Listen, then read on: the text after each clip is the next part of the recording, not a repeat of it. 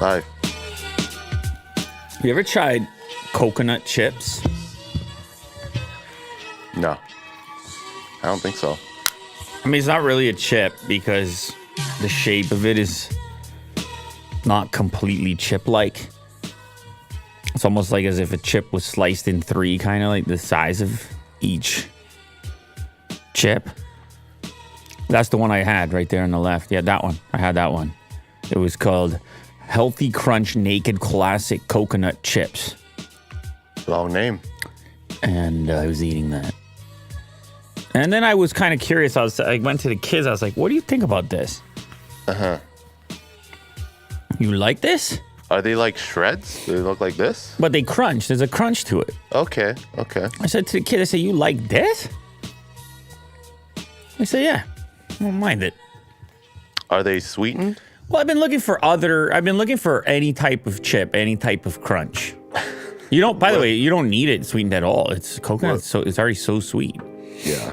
Will it chip? You don't need anything else. Yeah, you can chip some pretty unexpected things. Coconut is one. Obviously, the variety of, like, I got the banana chips, plantain chips, chickpea chips, lentil chips, veggie chips, potato chips. It's an expanding world of chips. Yeah, if you freeze dry it, it could end up being a chip. Well, that's the thing. I mean, I don't know what constitutes a chip. Yeah, is it fried or? Yeah, I don't know. I think you can bake a chip, but that might be a cracker. It's a lot as far as the terminology is concerned, but for me, it's about the crunch. I don't want to get caught up in semantics here. I hear you. For me, it's and about I agree. Holy crap, you're back. Yeah. Oh, you were all well, it was only for one day. You were all over Friday. Were all over the place. A lot of driving. You were all over the place. Yeah. We went to Montreal, and then we went up north to Tremblant, which is a mountain, which we snowboarded. And it was great. It was a fun time. Long drive, though, in the Bronco. We didn't take the Tesla. So, very reliable. Although our B&B had a charge station. I didn't check if it was level 2, though. I asked you if it might. Yeah, and even on the mountain, there was a charge station there, too. So? I think it was 150 kilowatt. But you had more cargo space in the Bronco anyway. Yeah, that was clutch. What'd you do with the dogs? They were babysat by someone. Oh, yeah? Yeah, and Donut bit someone. Of course. By accident. Of course. Yeah. That's a tough one, like trying to find the right candidate for a babysit. Yeah. When you go on the trip. You're like, are you sure? Is that okay? Like, whatever that arrangement. It's a weird arrangement. It's very intimate. Yeah. I feel like the longer it is, the more awkward the conversation is. Yeah, one day is not a big deal. Yeah. But like 3-4 days is like, oof. It's not nothing. Hope everything works out. Well, you know what? Congrats, man. Okay, yeah. It was a fun time. Congrats, you know? We made a lot of food, and the mountain was nice. Those 2 days we were snowboarding. Mm-hmm. We got a sunny day and then a heavy snow day, so it was a nice little break. And I do apologize for the people on Friday that I wasn't here to shoot. Oh, My mom was sick and everything. No, they were cool. What do you mean? I want to keep the record. Oh, the streak. Yeah. Yeah. No, listen, people were very supportive of your trip. Okay, good. I want you to know that. Okay, good. Everyone was encouraging you. They were, go get him, Will. You got this. You go down that hill, Will. Just faceplant immediately. That's right. Yeah. Well, cool, man. What you mean, cool, man? Well, people want to know more about your pipe update. Oh, my pipe dreams? Yeah. Was it a dream or a nightmare in this case? Yeah, my pipe dream. I almost forgot about my pipe dreams. It's been, well, the saga continues, Wu-Tang, as you know. We're all good. I mean, I'm just going to go right to it. We're all good. It did take a little bit more than I had wanted. So, I mean, okay, so where were we? Where did we leave off? I was still plugged, and I had purchased... You were thinking about purchasing the longer snake? Okay, good. So I sent the camera not nearly far enough, saw nothing, obviously. And then I sent a 25-foot manual-operated snake down there, and I just kind of goofed around. All right, Do you have any footage? I thought, no, there's no footage. I thought, okay, all right, so maybe I dislodged, maybe I did something over here. I felt like flow was a little bit better, but nowhere near where I needed it to be. And then sure enough, 24 hours later, it was backed up and a disaster again. And the wife was not impressed at all at this effort. Yeah. And you want to know, every time she said call a plumber, it just pushed you even more in the opposite direction where you want to fix it, right? It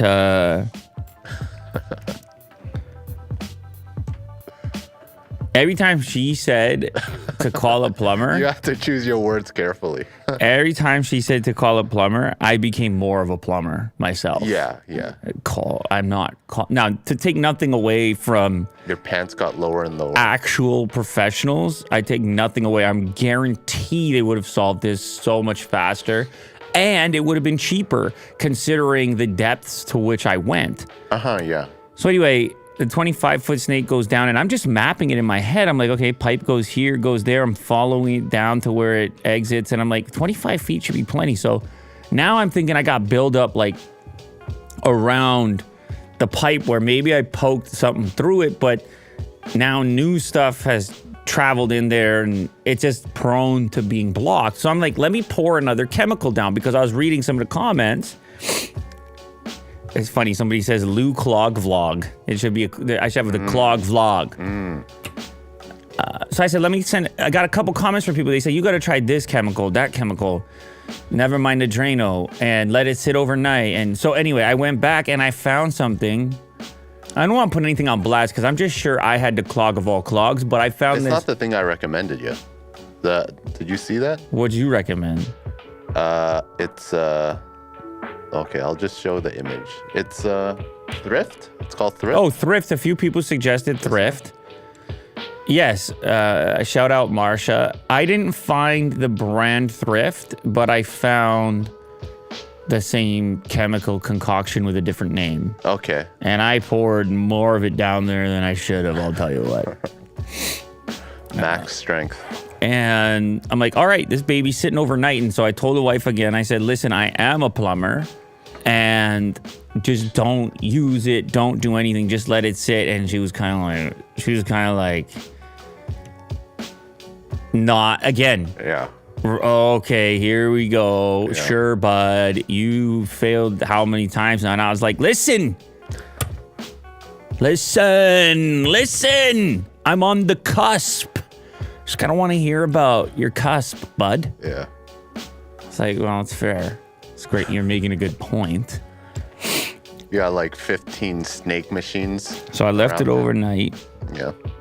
And next day, absolutely nothing. Did absolutely zero on whatever this monster was living in the pipe. Oh. I went back to Home Depot and I said, you know what? I'm about to blow 500 on a snake right now. Okay. About to blow 500. I mean, it might have been like 420 after tax, around there. And I actually had my kids with me, my older kids with me, and I said to them, you know, here's a couple options. There's this 50-foot snake, 75-foot snake. And I said to them, what are we going to do here? And then my oldest said, I don't know what's in your bank account. And I was like, hey, man. I was like, geez, easy. It's like, I'm just asking, do you think we're going to get it with the 50? Like, I thought 25 was, but we settled on the 50-foot. It was a Ryobi product. and it was powered, and it actually could run off an 18-volt battery as well. Okay. Which is kind of cool. Yeah. I was like, I guess I own this thing now. So I bought that. So this is, how deep am I now? I'm way over what this would have cost me. Yeah. And I'm also way over just having rented it. But part of it was on principle, as I spoke to you before. And I don't even mind having this equipment now. Like I feel ready. So I throw that 50 foot down there. I throw all 50 feet down there. It keeps going and going. I'm in the abyss. I'm somewhere near the Earth's core at this point. Okay. 50 feet later. Yeah. I yank it back up. I hit the flow. I'm like, I feel like a little bit more flow. My brother's there at this point. My brother and my dad, they think it's hilarious. They think it's hilarious at this point. They're drinking beers. They're laughing it up. They have lawn chairs. Oh, they're having a time. They're like, wow, you need to learn about plumbing there. Yeah. I feel like I've got a slightly better flow. And so I say, you know what? Let me go down there one more time. So I go 50 feet a second time.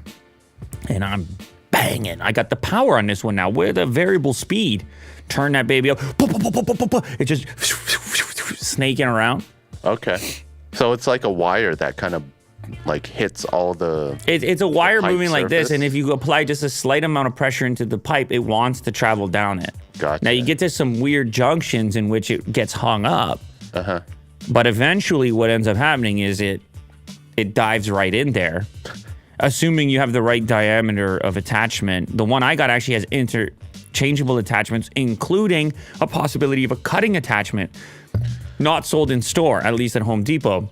That's an online order. Okay. I may add this to my inventory at a later date. What is this? I want to search for it. Yeah, you want to see this. Yeah, what is this? Just type Ryobi, RYOBI, snake.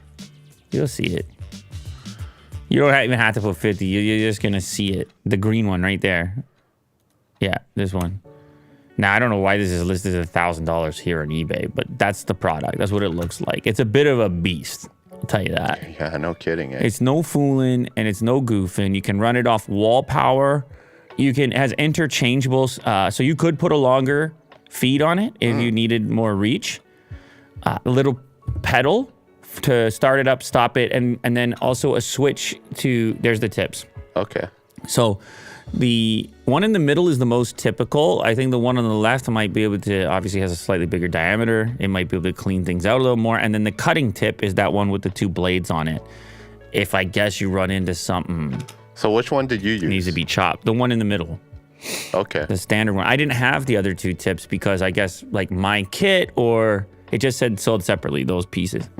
But I had the battery with it. I had the plug-in. It has a little foot switch, and it has forward and reverse. And you can lock the cable at different positions. All these things have to be utilized when you start goofing, when you start going. I hear you. And so anyway, I push through. I get in there the second time. 50 feet later, I pulled the auger out, and I hit the faucet. Oh, okay. I hit the faucet, and I hit the faucet with hot water because who knows what you're dealing with. It might be grease or something along these lines. Okay. You want to hit it with hot now that you may have it exposed. You may have it weakened. You may be are moving towards success. This is it. Yeah, $389 before tax.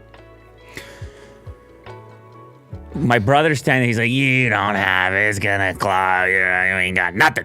It's like that. You ain't got nothing." And I was like, let's just wait. And so it's running. Now, previously, what had happened was it would run to a point where the pipe would then fill up. It would reach the point of the clog, and then the pipe would fill up. And so it could run for a little while. So he's just thinking it's going to be like every other time we went down there, and that it's just this thing's going to fill up after, whatever, 20 seconds of the faucet running. But it doesn't. And then it doesn't. And then it doesn't. And then it still doesn't. Celebration ensues. And that was, I think that was Saturday night. And everything is flowing to this day, to this moment. Nice. And it's a success like no other. So you needed the 50 feet, And Apparently. what was it? Was it grease or something? Was it just like buildup of everything else? Was it tapioca? I assume it was grease because of the residue on the snake itself. Was the closest thing I could imagine was grease, and also the dog was attracted to it. The dog smelled that grease from a mile. It was like, "Hey, get away!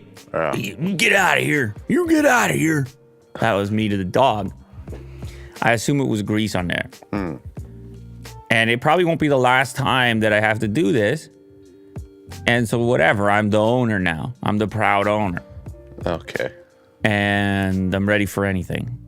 And if this entire show falls apart, if this entire show channel enterprise falls apart, I have a backup plan now. I just roll around with my powered hybrid drain auger. That's all you need. And 18 volt. And that's it. And I go for my certifications, and I go complete change of career. Yeah. You got it? Shout out Daniel. Daniel just super chatted $5 to buy the cutting tip. So I'm even more advanced. I can tackle any clog. Apple may kick off M3 launch with 13 and 15-inch MacBook Air by WWDC. OLED iPad with M3 coming next year. I think this is a big move. We talked about it previously. The rumored bigger MacBook Air. These MacBooks are just so damn powerful now that most people don't need these Pro models, and most people would probably benefit more from just a bigger Air model at a lower price and even lighter weight, because it can be, because it doesn't necessarily need the same chassis that you would need if you have the dedicated graphics and all the other components associated with the Pro model. Along with a new report on the next-gen iMac that's in testing, Bloomberg's Mark Gurman shared details on expectations for the new 13 and 15-inch MacBook Air laptops in his Power on newsletter. The report highlights the MacBook Air updates are imminent, but some of the specifics, like which chip are going to be used, are slightly less clear. Good work to put the older M2 in the new 15-inch MacBook Air. Mark thinks Apple is more likely to put the M3 in the refreshed 13-inch MacBook Air. He says a 15-inch MacBook Air with an M2 chip may still excite consumers, but a new M2 13-inch MacBook Air is unlikely to be compelling because it already is there. So it's plausible that Apple is gearing up for at least the new 13-inch model to be an M3 machine. That'd be odd, though. M2 in the 15, M3 in the 13, I don't know. And then the Pros and the Ultras get in the mix. What does Ming Chi say about it? He predicted Apple will offer the M2 or M2 Pro in the upcoming 15-inch Air as well. Yeah, very interesting. Well, maybe they just hang on to M2 completely for the lineup. Or maybe there's yet another laptop designation for something. Maybe it's an Air Pro. Oh, God. I can't handle that at this point. There's too many things going on. 15-inch is just good. Thin and light 15-inch is a thing that other manufacturers have had, and Apple has not. Apple has sort of stuck to their guns. They're like, we have our portable machine, and then we have our powerhouse machine. Not to say that the MacBook Pro is, like, extremely hefty, but it doesn't quite compete with other 15-inch laptops that are razor thin. I'm not talking about the brand Razer, but I'm talking about like LG Gram and stuff like that, which are just stupid lightweight. And I think Apple's version of it would be compelling to a lot of customers, as I stated previously. Just because somebody doesn't need to be editing videos or doing heavy computational lifting and stuff doesn't mean they don't want to have a big screen. Because we're already spending all this time on our other devices that have smaller screens. So when you sit on your laptop, maybe it's your main screen that you watch content or whatever it happens to be, and all of a sudden now you have a cheaper option with the 15-inch Pro. What about an M3 iPad? What do you think? Well, these iPads are way overpowered, at least for what I use them for. I understand that people are all LumaFusion and they're goofing around. You can run Photoshop. I know people are doing stuff, man. And so I'm not never going to complain about something being more powerful, but M3 in an iPad, for me, it's already overkill what's currently going on. OLED is fantastic, obviously. Yeah. New OLED iPad, probably. This is a beautiful thing to look at. And looking ahead, the report expects the M3 chip to land in the new OLED iPad Pro in the first half of 2024. And in 2 years, Even more exciting Mac upgrades will come by 2025, including a MacBook with a touchscreen and an OLED display. Ooh. That's weird. A MacBook with a touchscreen and an OLED display. You know what? I know Steve Jobs never wanted it, but Apple is at a point now where things are kind of cooling off. And I mean, not just Apple, but globally with the tech segment. And people are looking for new things to be excited about. Obviously, we have folding and rolling and many other things happening in this space. But we just want like really obvious, easy to understand enhancements from brands that we like. And I have to assume that when they do the touchscreen thing, it'll be compelling to some people who had just not really experienced it with convertible style laptops from other brands. Many will say they're late to the party. They absolutely are late to the party. But a lot of that has to do with the history there, where much like pen input, Steve was saying that too. That I don't like this pen input. What you doing with a stylus? And then eventually the Apple Pencil came along ages later. So they'll do whatever it takes to move units at this point to maintain those seemingly impossible revenue numbers, profit margins, and that crazy growth that they've been on for so damn long. Oh, yeah. But it's probably the most compelling aspect of that top story is the idea of a completely new Mac form factor, which is part iPad, part laptop. Will it cannibalize each one independently? Probably, possibly. But I think ultimately there's a lot of people that would want something that can do both. Sure. And they don't need to have these separate devices. China's social media sounds the alarm bell about India's development as Apple's next hub for iPhone manufacturing supply chain. We've talked about this also fairly extensively on the show. This transition is moving away from Chinese reliance, I suppose, for a number of brands. Apple always makes the biggest headlines. We're talking about Foxconn, officially known as Honhai. COVID really messed them up, right? It slowed down their whole thing. They weren't diversified. It's like if you have really strong lockdown over here, you can't meet the demand, and you can't go anywhere else because you're not really set up for it. And it really just kind of accelerated the process of going elsewhere. And there's one country that is particularly poised to sort of absorb some of that production capacity. And that country obviously is India. Tremendous population, the right demographics, and interest and support from the government as well, it appears to be. Whatever it is, it has created a compelling case for Apple, and more specifically Foxconn, who basically is Apple working on behalf of Apple, selling to Apple, whatever their agreement and arrangement is, depending on product. They've created a compelling enough argument to get them in there and expanding, but now you're having a conversation on Chinese social media, which is turning a little bit into India versus China, where you're having commenters looking at videos from assembly lines in India saying, oh, this would be so much more efficient in China, or you can't just plug in whichever worker you want, or, maybe you can get cheaper labor, but it's not going to be as good. This is some of the dialogue on Weibo along the lines of some of this posting about this transition away from China. Yeah, but it also took China a very long time to get to precise manufacturing to this point, and India will probably do the same. Well, then that's but probably faster. But that's really the fear, isn't it? If those jobs leave, right, in that scenario. So you can understand why you might be invested in trying to downplay the potential for some other nation to absorb some of that. But you're right. There are processes, there's training, there's experience, and there's funding, right? If Foxconn decides they're going to go there in a big way and they have an agenda, they have the funding to kind of make sure it happens if it remains to be the optimal competitive choice. And that's what it appears to be at this moment.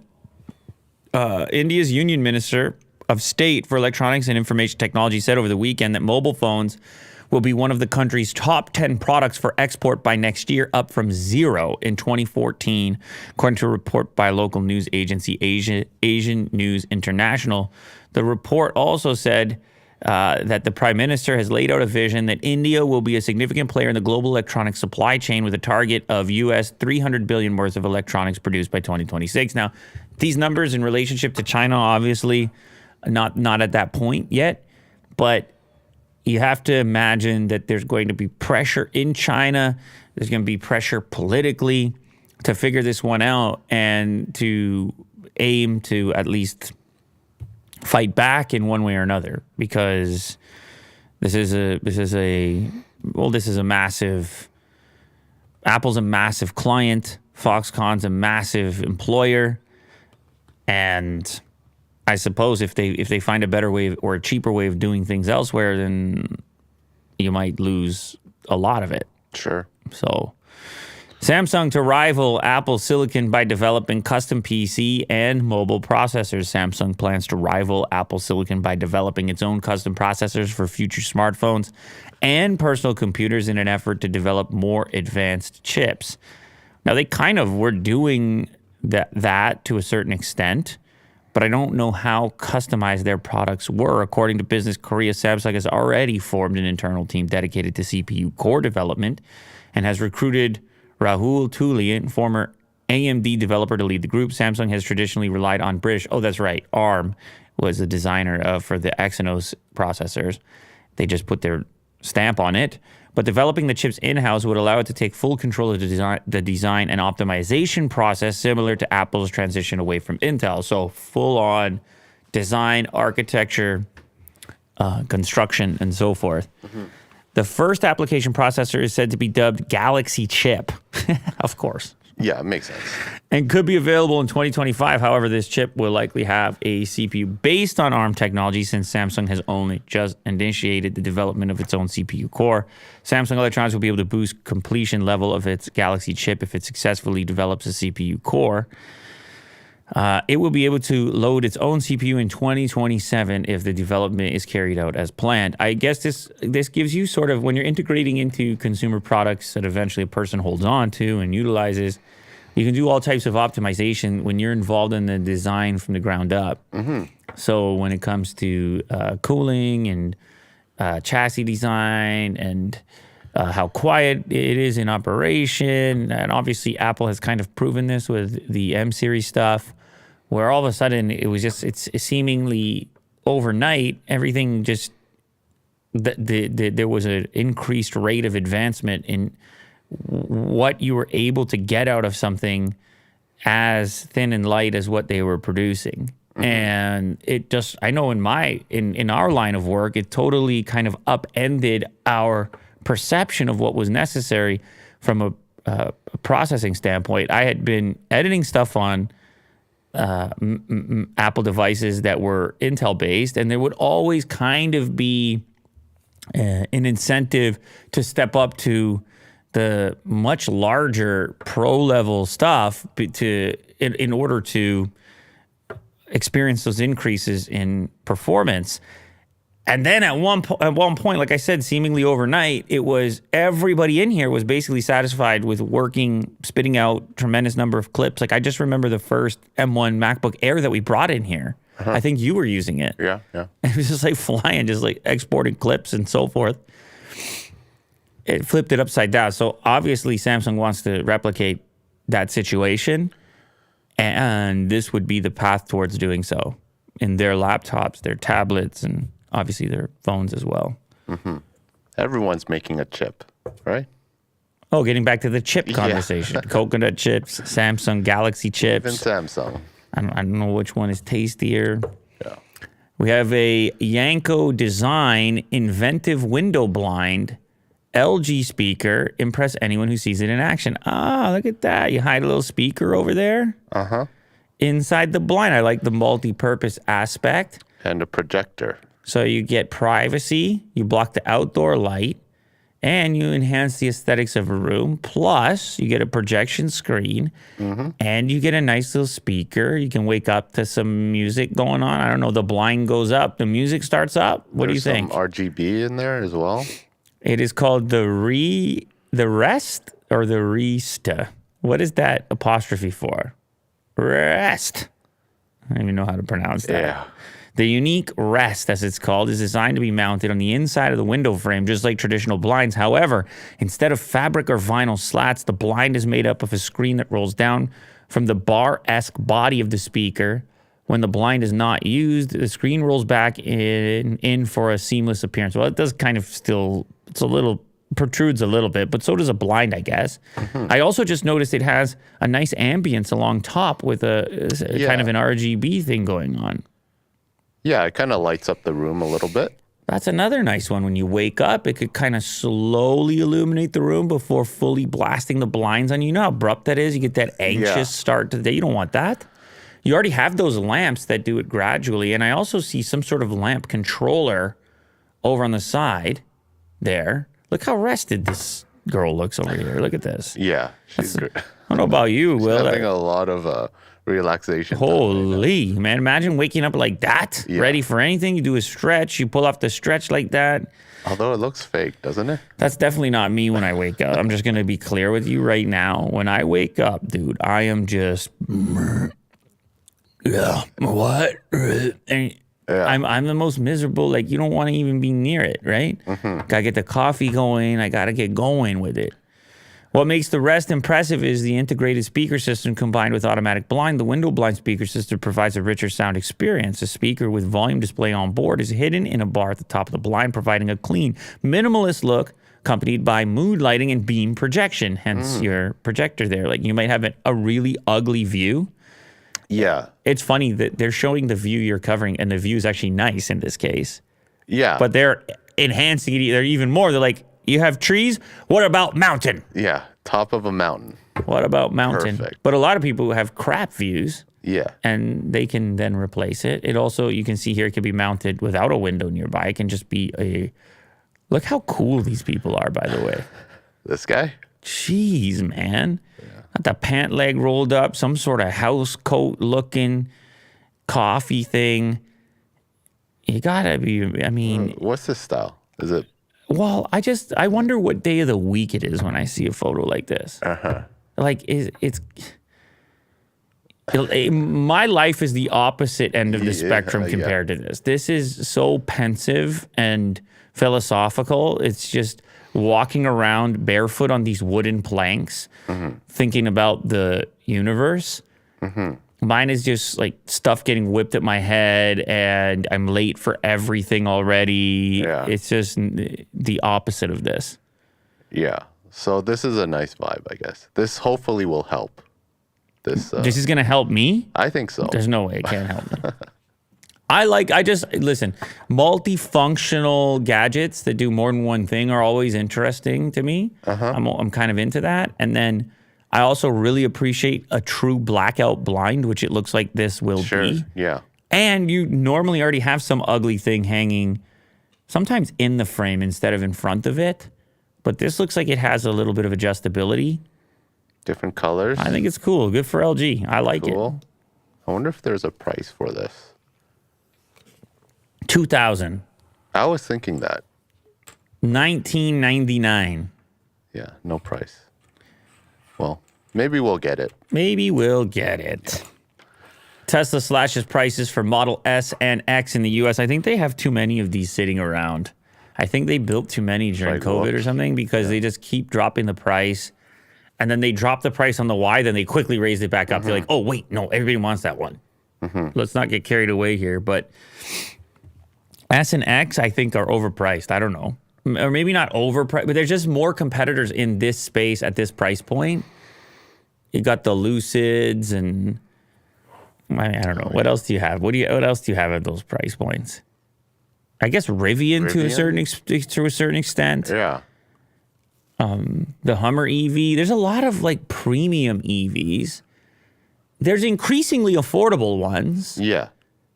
Which is good. But those Polestars kind of fit somewhere in there. Yeah. Anyway, these ones were like $100,000, right? And US, right? Around $100,000 US. Then you had the incentive, the $7,500 tax incentive. And then you had the price dip, and now you have the second price dip. And you have really quick delivery dates. It'll basically be the month you're ordering it. And if you ever log on the page, it's March 6th, it'll say delivery March. And in February, if you were to look, it would say delivery February. So that tells me that there's a supply. Tesla's cut prices of its Model S sedan and Model X SUV in the U.S., according to the company's website. The second time this year that Tesla slashed the prices. The Model S all-wheel drive is now available for $89,990, down 5.2%. And the S Plaid is actually, it's funny, down a little bit less, 4.3% from $115,000 to $109,990. The Model X actually went down even more, 9.1% on the standard model, and then the Plaid goes down 8.3%, which is basically $10,000. This is the latest price cut after the drastic slashed prices back in January. The desire for people to own a Tesla is extremely high. This comes from Elon. That's a quote. The limiting factor is their ability to pay for a Tesla. Well, I mean, that's the limiting factor for anybody who wants anything. For anything. People really want things. The limiting factor to them having things is their ability to pay for things.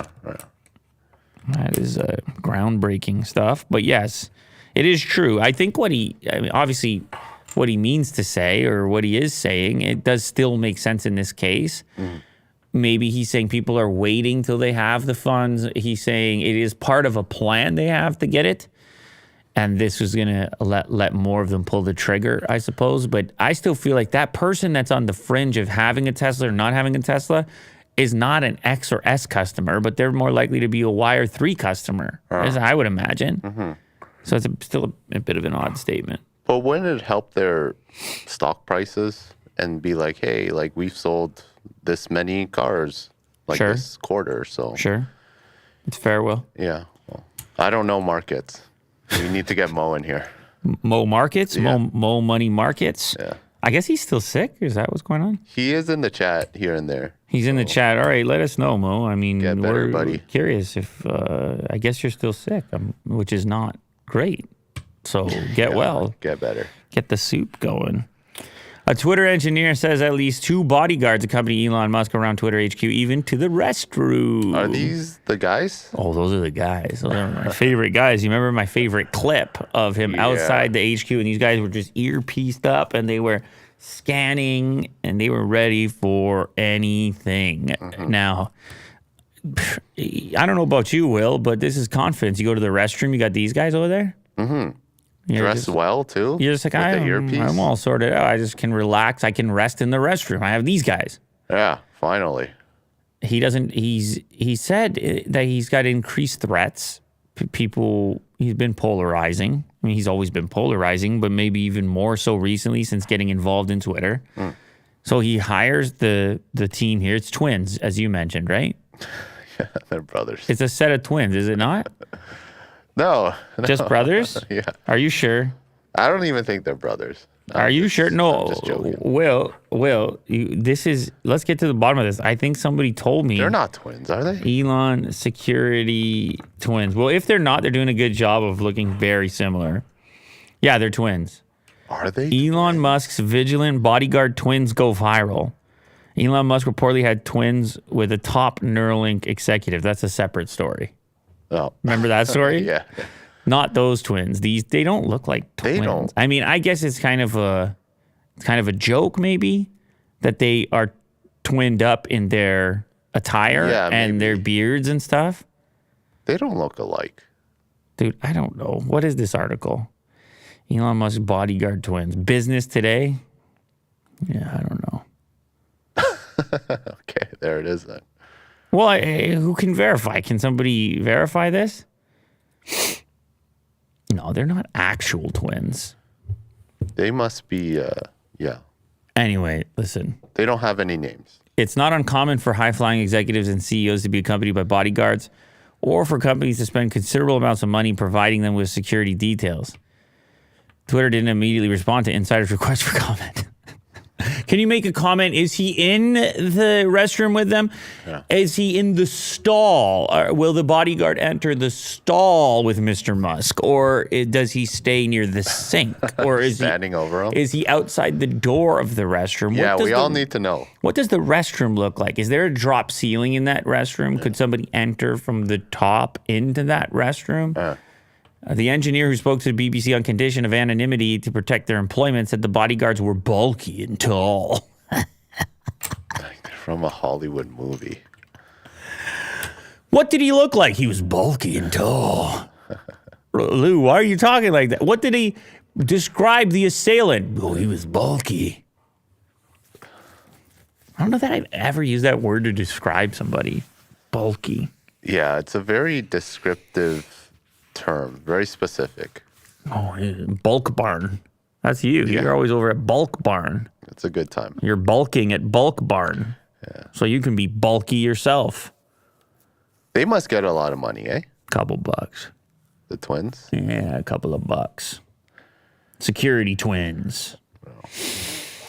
Tesla Semi takes on Cybertruck in viral drag race. Is this a real one? A Tesla Semi and Cybertruck prototype were caught drag racing following Tesla Investor Day event. I mean, I kind of think I know how this is going to go. Yeah. Even the seemingly lackadaisical 20-second 0 to 60 time of the Tesla Semi is otherworldly in the commercial truck market. 20 seconds 0 to 60 on a Semi? That's pretty good. Yeah. I feel like I've driven a minivan that was slower than that back in the day. Okay, let's see the clip here. Gangs all here. Cybertruck, Semi. Ooh. Oh. What? Okay, so definitely the Cybertruck held up and let the Semi stay beside it. Because it would have cooked. Cybertruck would cook the Semi. Yeah, I think it was kind of like a promotional thing. Yeah, I don't think it was really serious. You know what, Will? It looks a little promotional to me. Yeah. Right, and when it says gangs all here, and then you got see all the other models behind there? Yeah. They're definitely they're driving in tandem. Mm-hmm. They're not really racing, as this headline implies. Yeah, with the racing flag. Really a drag race. But that's something I would watch, Will. Drag race. They should do it. I want to see the Tesla Semi versus any other Semi. And I just want to see the difference. Mm-hmm. That'd be fun. Oh, never mind. Maybe you had the wrong clip. Maybe this is the real drag race. I think it's starting off. No. They're just rolling past people getting video clips and making videos and stuff. Keep scrolling. Maybe there's another clip. Maybe there is an actual. No, there's not. Of course, there's not. No. Well, anyway, they were showing off at Investor Day. They had all these different vehicles over there. Got to give people a show. They came far and wide. You can't just talk about financials. So here's another shot of the Cybertruck. What do you think? Yeah. Better? Worse? It looks smaller. But yeah, I guess next to the Semi. No, it got narrower for sure, so it could fit in parking spaces and stuff. It's fine. It's fine now? It's fine, yeah. Okay. It's fine. Even with the honker on the front, it's fine. And the wheels was the main thing. I do like the trunk closed off. The trunk closed off, the glass roof, the black glass roof, the wheels getting fixed. Yeah. The mirrors that now have the stainless steel on the trim on the outside, so they kind of blend a little bit better. Mm-hmm. So yeah, some minor touch-ups have improved it substantially. Yeah, cool. The Xbox Series S toaster may be too good to be true. Okay, so I saw this headline and I thought it was just completely bogus, but then I remembered something that... Did we do a clip on it? Razer did a toaster, if I recall correctly. Okay. I think a couple of different unexpected brands did toasters. Yeah, Razer did a toaster, which I thought was April Fool's, but then it actually existed. Project Breadwinner. I don't know if it was ever sold, but it did exist, a physical version of it. And then in the case of Microsoft, you may recall that they put out an actual fridge that looked like an Xbox. Yes. And that was a thing that existed. There was a big one and a smaller one. It exists. No, it's a thing that exists. Uh-huh. And people, there's a mini fridge. They bid for a couple of promos. I think they did a full-size thing, but it's a mini fridge, which is kind of cool. You got the light on it, and I don't know. Mm-hmm. It's a mini fridge. So maybe they could do a toaster, and then we have these leaked images, and let's see what it looks like here. Yeah, click on this tweet. Look at that, specs. 800 watt, 2-slice toaster, 40 millimeter side slots, suitable for 120 by 120 millimeter bread. 1 to 6 level browning settings, anti-jam function, anti-slip feet. I think it's kind of good looking. I don't mind it. Retro, has a little tray for your crumbs. Yeah. Yeah, I mean, it looks nice. $60. Is it just one slice, though? I see one slot. Well. Or am I wrong? It says 2-slice toaster. I think you just put 2. It's wide enough for 2. Okay. Defrost bagel mode. Cancel setting with LED indicator. 3 modes. You can slide 2 in there. I don't know if they're actually... Nice. I have no clue if they're actually doing this or not. It looks to be strictly a rumor at this point. But that fridge does bring things into question. Like whether, if they were willing to do that, why not a toaster? Toaster seems to maybe even easier than a fridge. I don't know. Yeah. I mean, that's cool. Yeah. You're picking... To actually have the pictures? You're picking one up. This would be good for a YouTube short, Will. See if Microsoft will send us one of those. Yeah. They're like, where'd you even hear about this? We don't... Yeah. Like... Jeff Bezos' massive new 500 million super yacht, $500 million, complete with helipad and pool, has now been spotted in the North Sea. So they got it out of there, that bridge. They never took the bridge down because people flipped. They had to do it on land. They had to transport it on land to a different port. Amazon head honcho. Well, he's not really the head honcho anymore, but... Honcho. You like that word? Yeah.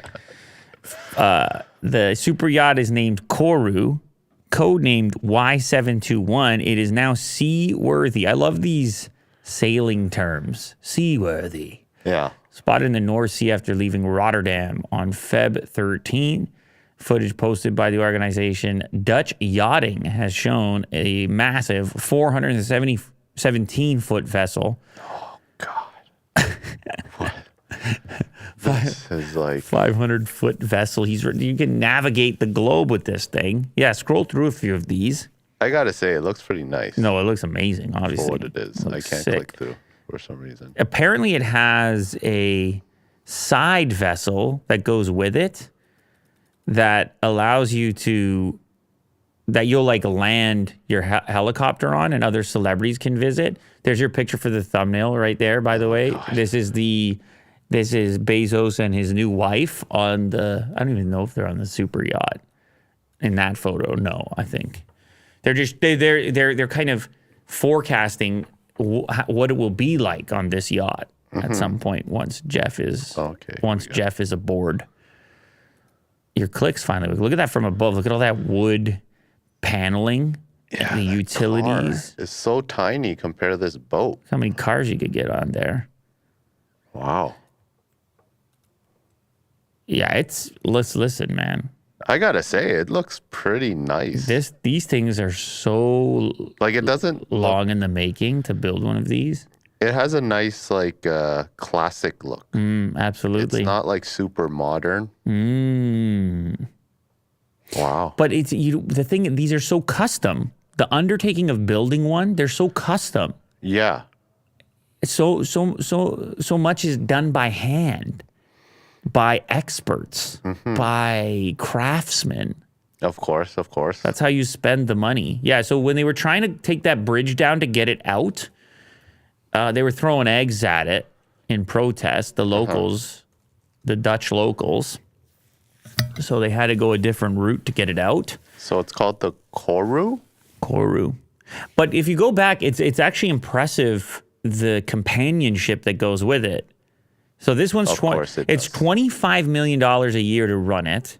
It can accommodate 18 guests and requires a crew of 40 sailors.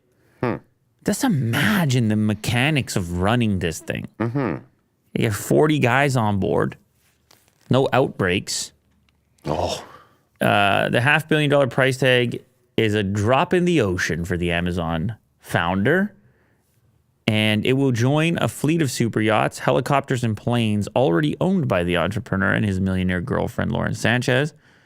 So there's a smaller 250-foot support vessel that goes with it. So it's 417 feet.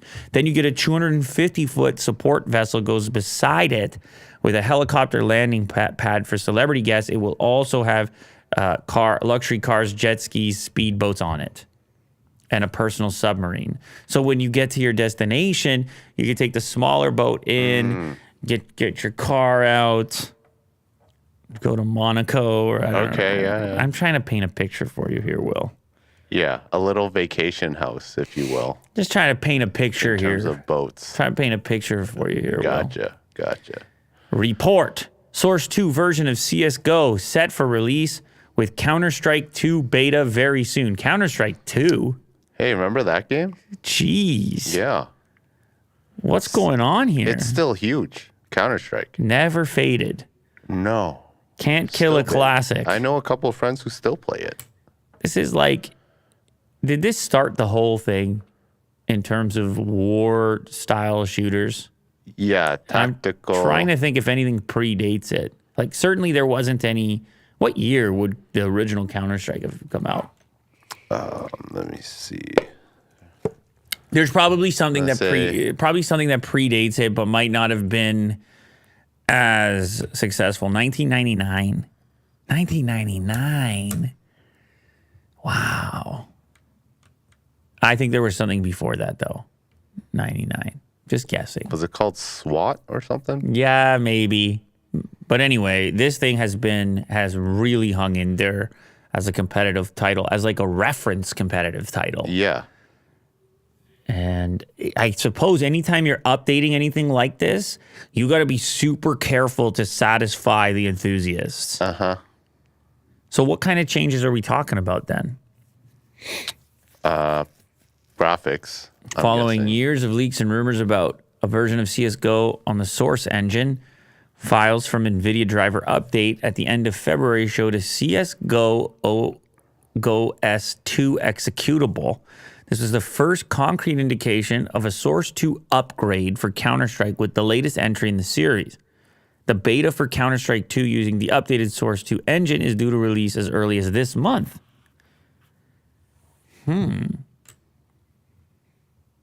Speaking on condition of anonymity, sources with knowledge of the game's development told Richard Lewis that the Source 2 version of Counter-Strike had been a priority at Valve, with one quoted saying, "The big priority is getting this out and then polishing it, fixing any bugs, and bringing it up to the level people expect from CS.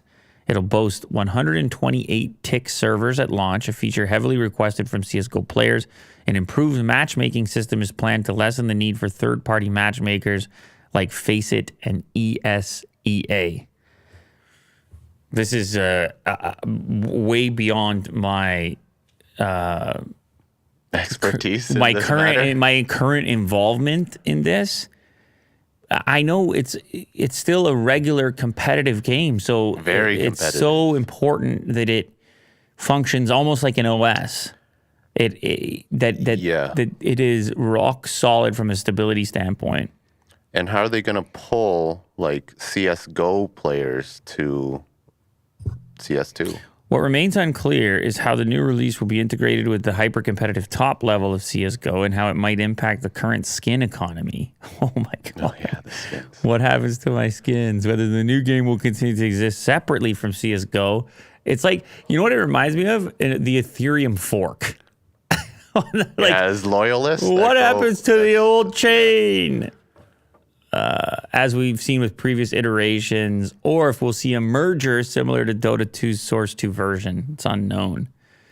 Wow. It won't be a new game. It won't be Counter-Strike 2. It won't be even a rebrand.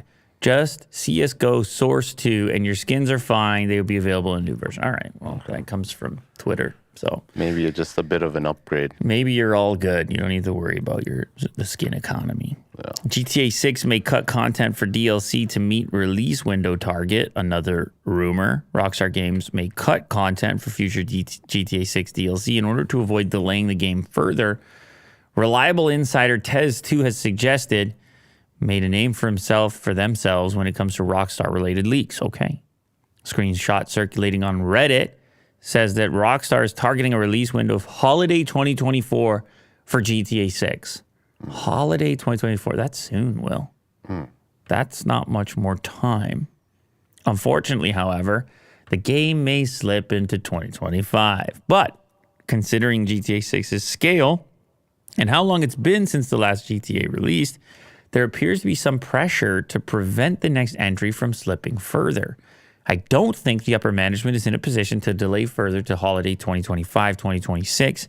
Cutting more portions of the game to package into DLCs to release later on may be sustainable for management than delaying further. So you pack more stuff into DLC that you've been working on that was supposed to be part of the initial game in order to ensure that the initial game meets its delivery window. And then they could sell the DLC. Well, and profit. Easy, Will. Not. Yeah, they're just rumors. You're talking about simple profits over here? Yeah. Simple profits, according to Will Do. Yeah. Well, listen. Well, they made a killing on DLC. But even if you were to ask enthusiasts, people who have been waiting for this game for a really long time, and you were to say, hey, you can get the game sooner, but then more stuff's going to be packed into DLC at a later date, or you can wait for the game another 6 months. I don't know what people would say. Even if it's going to cost them more, they might want the game to be on schedule so they can play it over that holiday 2024. Yeah, I think most people would want the game to be released on time. Right. And just buy DLC later. They're already making their holiday 2024 plans Yeah. for gaming with their family, right, Will? Their GTA pajamas. That's what you do with your family, right? GTA 6. Every single year. Holiday 2024. Yeah. Gather around. Gather around. Yeah. Costco's new clothing line is making TikTok go crazy. It doesn't take much to make TikTok go crazy, but Costco and TikTok have been they have a relationship. They do, yeah. Because it's hot dogs and I don't know. Just finding deals as well. I don't know why. Certain things just seem to fit. Costco and TikTok are one of those things. The latest trend is maybe one you haven't seen, which is Kirkland clothing, which has fans going wild inside of Costco and also on TikTok. You will see a clip here of the latest Kirkland threads, which just straight up show you Oh, wow. Really? Kirkland's signature collection. Under Snapchat. Kirkland's signature box front crew necks. Are you kidding me? Stacks of them. Is Costco now the fashion house wild. of the world? Anyway, $18.99. You see the numbers bottom right, so I did. And then Rico spotted me, big fan of the show. So I put this picture on Instagram with 1,000 likes, and I'll wear it on the show. Okay, anyways. Yeah, so that's cool. I don't mind it. It's embroidered. It shows the stain. The word signature is embroidered on there. It's a white sweatshirt with a big, bold Kirkland label on it. The label is pretty much... The posing. What do you think, Will? What can you say to us about this? Okay, the TikToks, whatever. Yeah. But the shirt is cool. I don't mind wearing that. What is he wearing? It's it on cheeky. Sports Center or something? What? I don't know what that was at the end, but that's cool. It's kind of funny. It's weirdly nostalgic. I just remember this Kirkland brand being in my house as a kid. Those labels, and then you put the label on a shirt. It's weird how fashion works in your mind. I don't know, labels and logos. Yeah.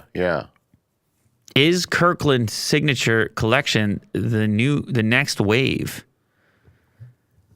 I don't know. I mean, I guess it's cool if it is because it's only $18 for a sweatshirt.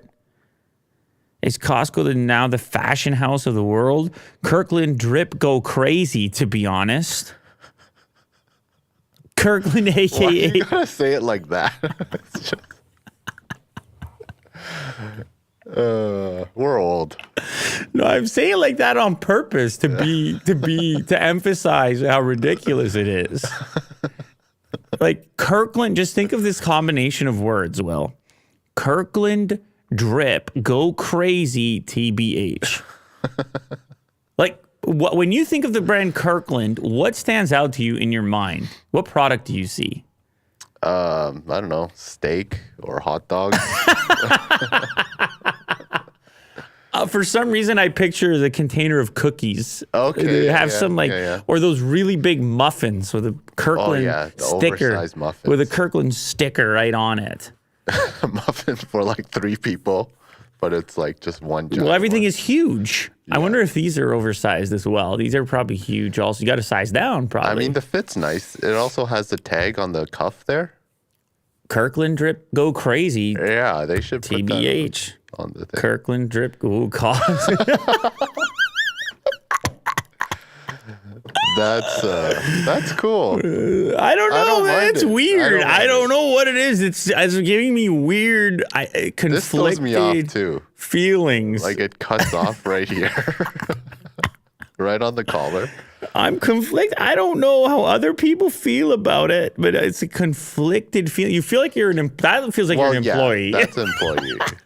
So But- what's the point? But it's not. You can buy it, and it's kind of funny. Is it funny? Is it comedy? I think it's cheeky. It's funny. Yeah.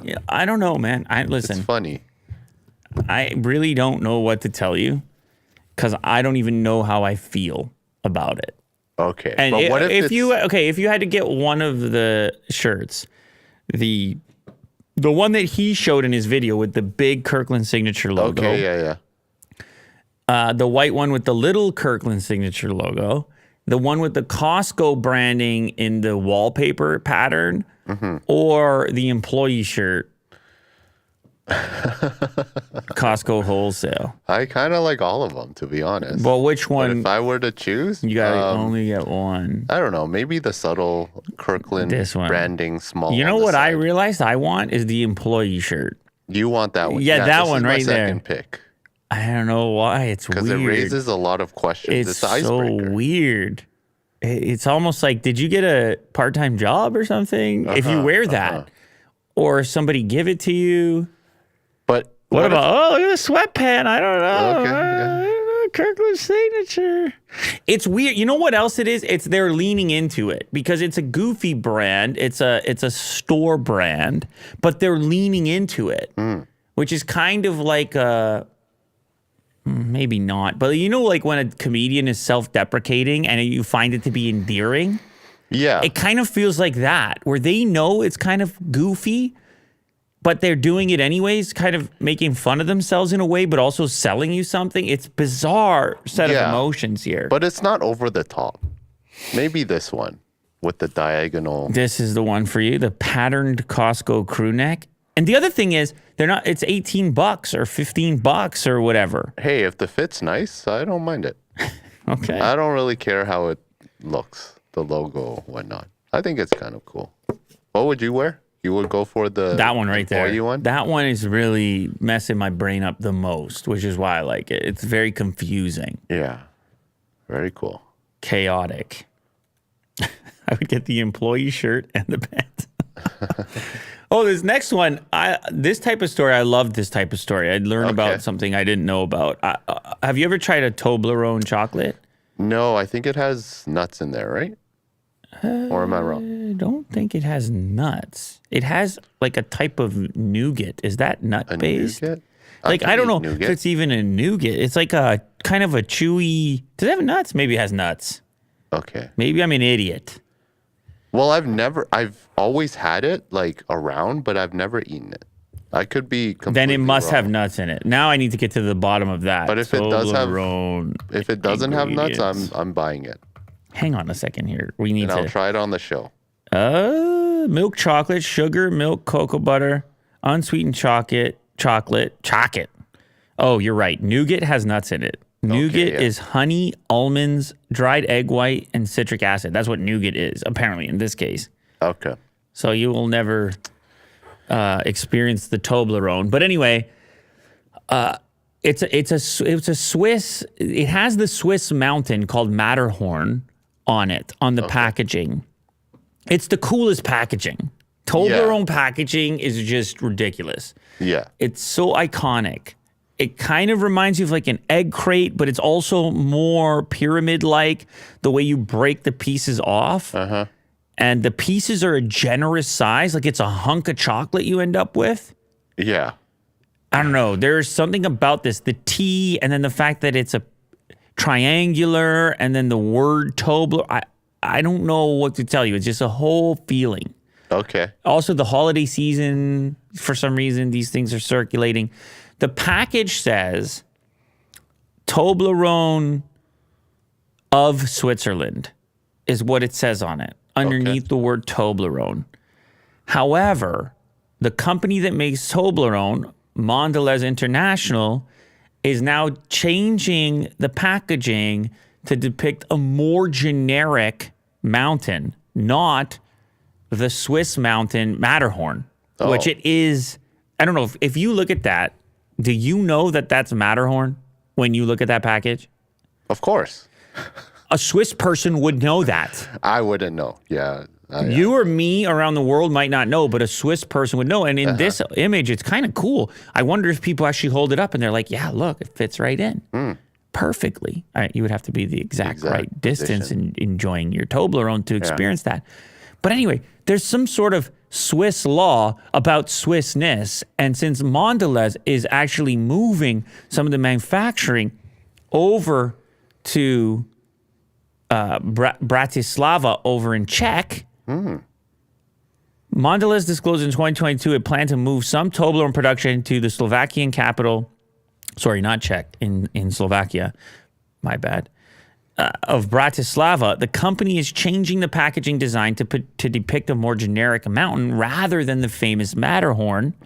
The packaging redesign introduces a modernized, streamlined mountain logo that aligns with geometric and triangular aesthetic. So they're saying, it's actually just an improvement. Don't ask too many questions. It's fine. But then they're also changing the language underneath. Instead of Switzerland, it will say established in Switzerland. And guess why? Because Switzerland has a Swissness Act.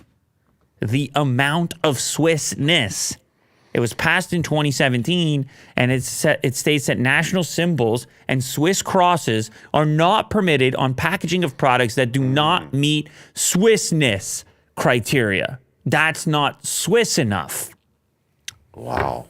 Food items using Swiss national symbols or claiming to be Swiss made must have at least 80% of the product's raw materials come from Switzerland, and 100% of the milk for the dairy products got to be Swiss for you to show anything Swiss on your packaging, including a Swiss mountain, the Swiss flag, Swiss anything. There are brands that have done this with the Swiss. Swiss watches, Swiss army knives, Swiss chocolate, and now you're understanding why. Because it's hard to be Swiss. It's hard to have the Swiss product. Got to be Swiss enough. You got to meet the Swissness Act. Wow. And the Toblerone no longer will, and we're going to have to now deal with our modified packaging without having the Swiss mountain on it. That's a travesty. It might be. You know what? It might be. I'm sure they're going to do a fine job with the redesign. It's going to be slightly off. I'm sure most people won't even know what the hell's going on. But now anybody in here knows what's going on when you reach for this Toblerone. Yeah. Take a look at the mountain in the upcoming product and realize it's no longer of Switzerland, but instead it was not of Switzerland, but from Switzerland. Right. Established in Switzerland, whatever language they're going to use with their new modern mountain that could be any mountain. Brutal. Last one.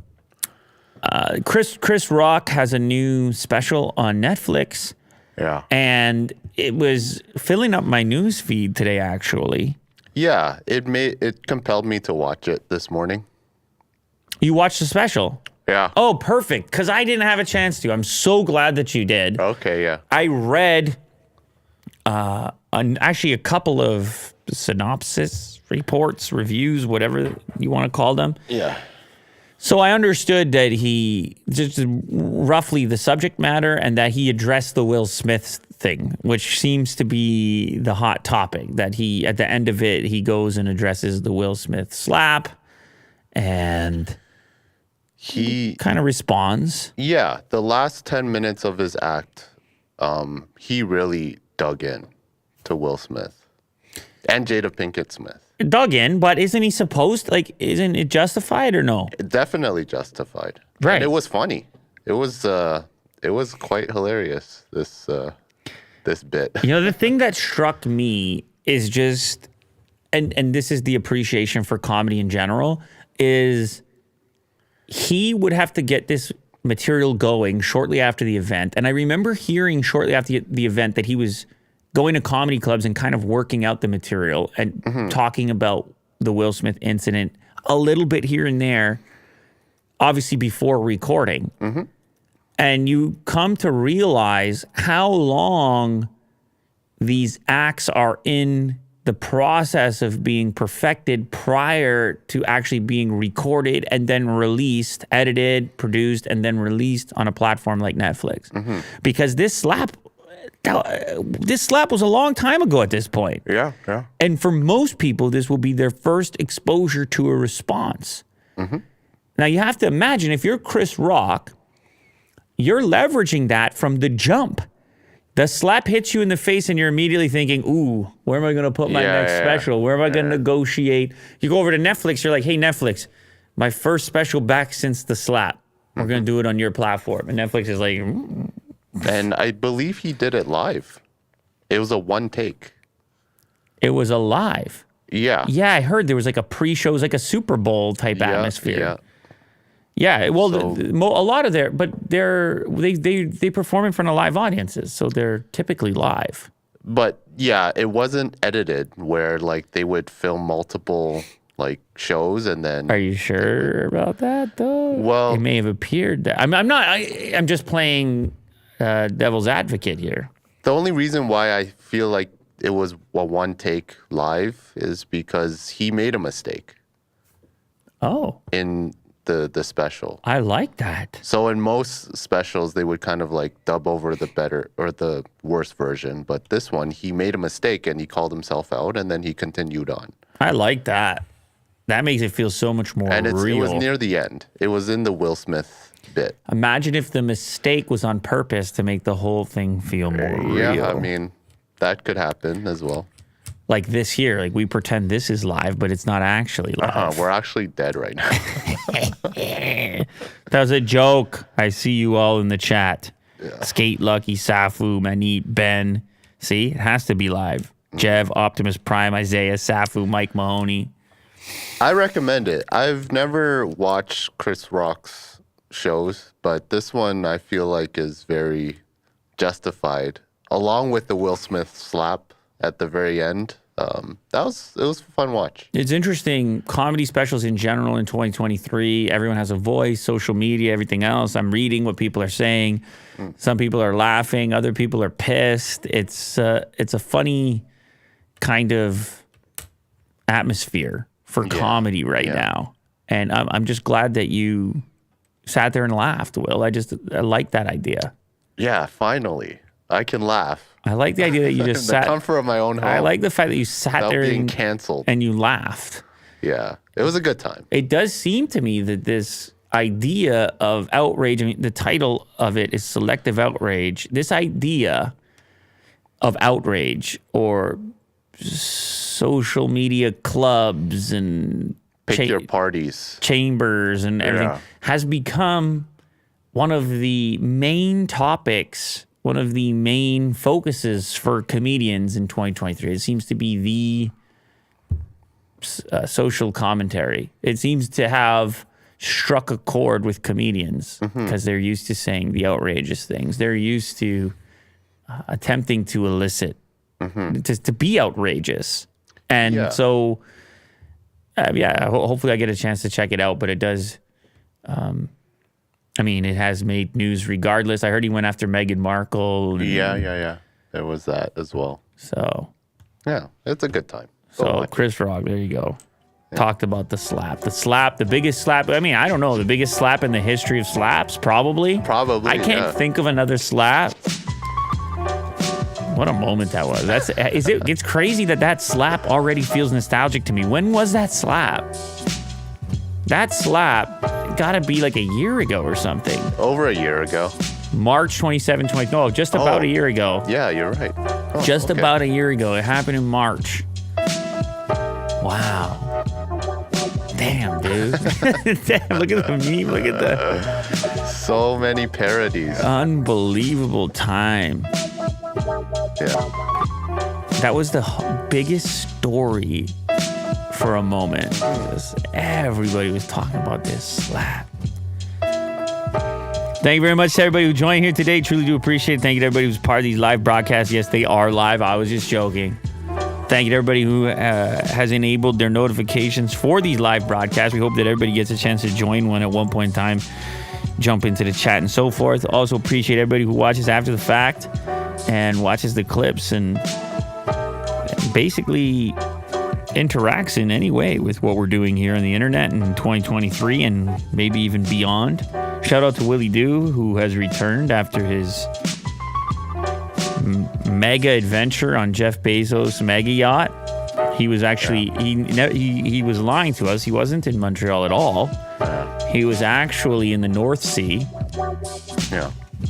On the quick trip on the maiden voyage of Bezos' super yacht. It was just him, Bezos, and Bezos' new wife. Yeah, I was standing there awkwardly, just